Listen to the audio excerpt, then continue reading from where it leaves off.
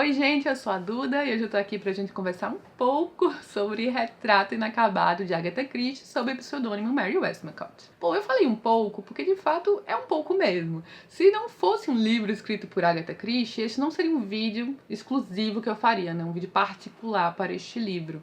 Mas vocês vão entender por quê. Antes de mais nada, se você gosta de vídeos sobre Agatha Christie, curte o vídeo aqui embaixo, isso ajuda bastante. Se inscreve no canal se for novo por aqui, espero que goste, seja muito bem-vindo.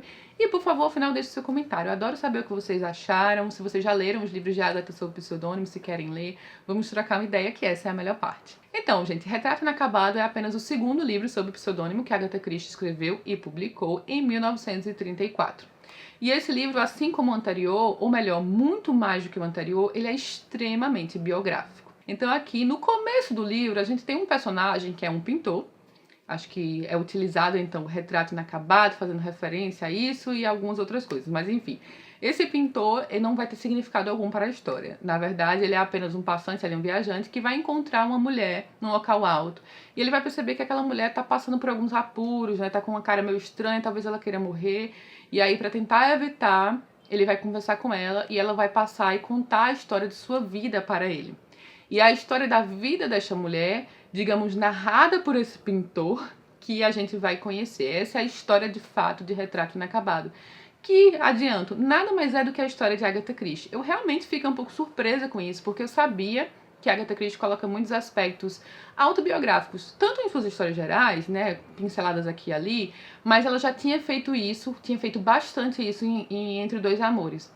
Só que aqui, gente, a gente tem um livro de autoficção, não é apenas pinceladas da história de Agatha Christie, é a história de Agatha Christie. Se você já leu a biografia de Agatha Christie, aquela história de Retrato Inacabado é Agatha Christie com outro nome.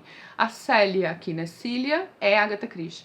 Todos os personagens que passam pela história existem de verdade. São a família de Agatha Christie, o primeiro marido de Agatha Christie.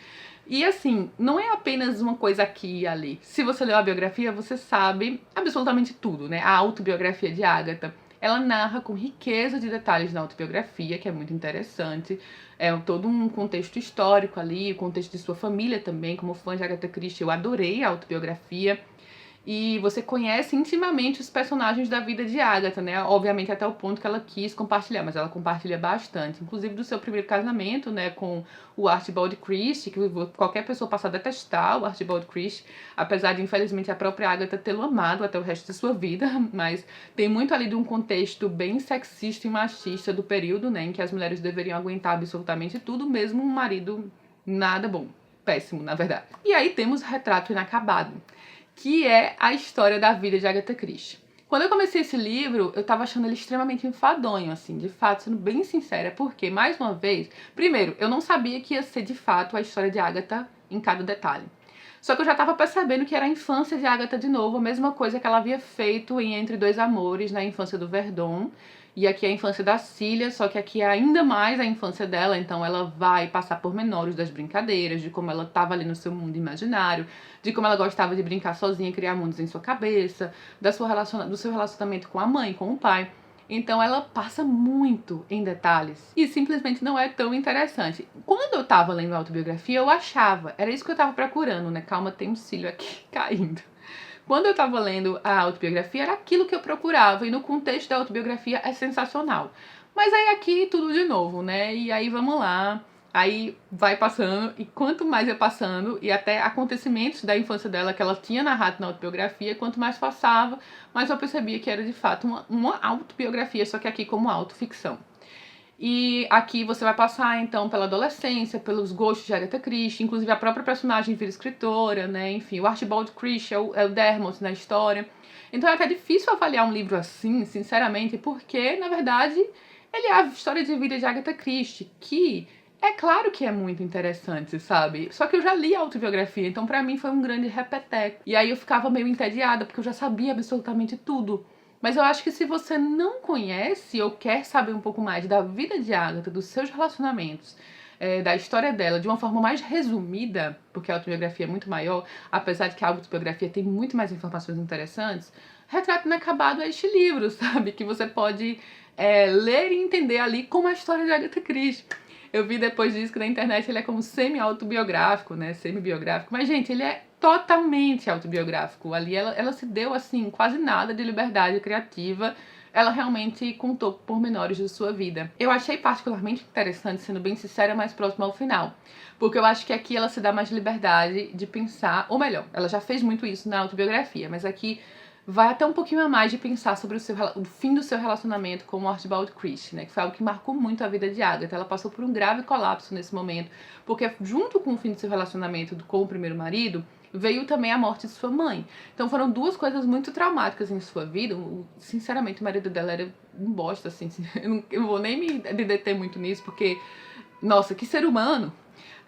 E aí você entende muito bem aquele sumiço de Agatha Christie, sabe? De certa forma, lendo esse livro, você entende mais ainda. Não é nenhum mistério sobre o sumiço. Não há mistério sobre o sumiço de Agatha Christie.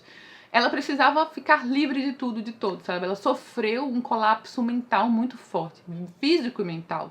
Ela passou por um grave trauma em um determinado momento. Então, é particularmente interessante porque este livro foi publicado em 1934. Então, foi apenas um pouquinho depois, porque ela se casou com o segundo marido, Max Mallowan, em 1930, já com 40 anos de idade. Mesma coisa que acontece com a Cília, tá? Então, assim, eu não tô falando aqui nenhum spoiler. Não existe spoiler deste livro. Porque o spoiler desse livro é a vida de Agatha Christie. Então, se você sabe a vida de Agatha Christie, é isso que acontece na história. Mas é particularmente interessante as reflexões que ela traz no final, ao final de Retrato Inacabado, né? Inclusive algumas coisas até bem tristes, bem sexistas, assim, que você percebe que ela nunca conseguiu se desvencilhar.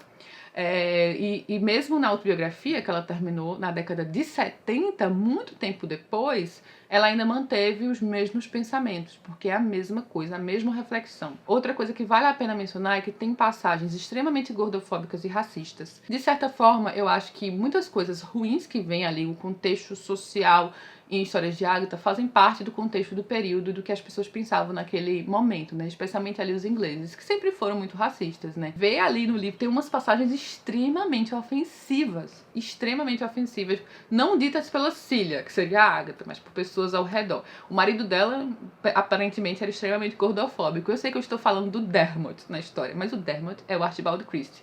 E se ele falou de fato aquilo que ele falava, por exemplo, ele tinha pavor que a filha dele fosse gorda. Ele não queria isso de jeito nenhum, ele achava a menina muito rechonchudinha. Então, assim, tem alguns aspectos bem problemáticos do período. E basicamente é isso, é a história de Agatha Christie. Não apenas esses aspectos problemáticos, como uma questão sexista imensa ali, que obviamente permeava essas primeiras décadas do século XX. E sobre o título do livro, eu acho que ele fica ainda mais significativo, porque estamos falando da vida da própria autora, que ela estava ali escrevendo e lançando sob pseudônimo em 1934.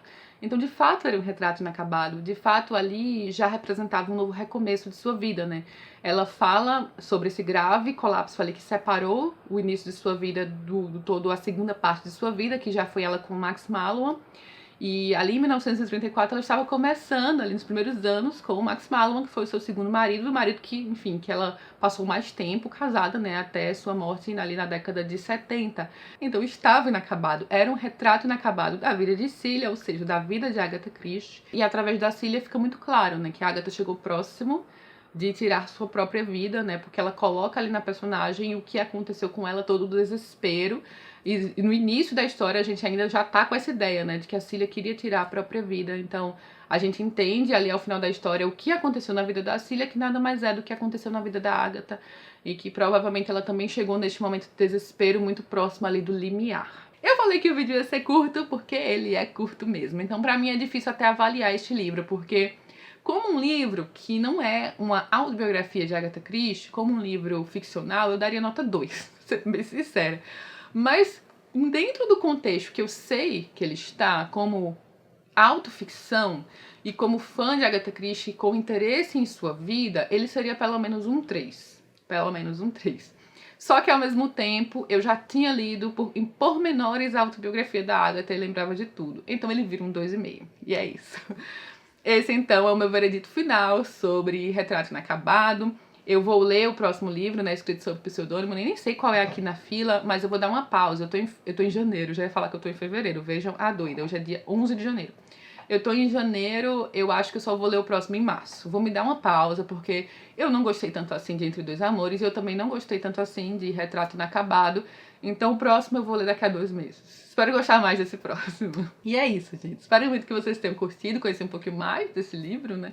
Acho que é válido fazer vídeo para todos os livros que a Agatha Christie escreveu, né? Como grande fã que eu sou de toda a obra da autora, então temos mais um. E eu vou ficando por aqui, espero que tenham gostado, curte o vídeo, se inscreve, deixe seu comentário, beijos e até a próxima.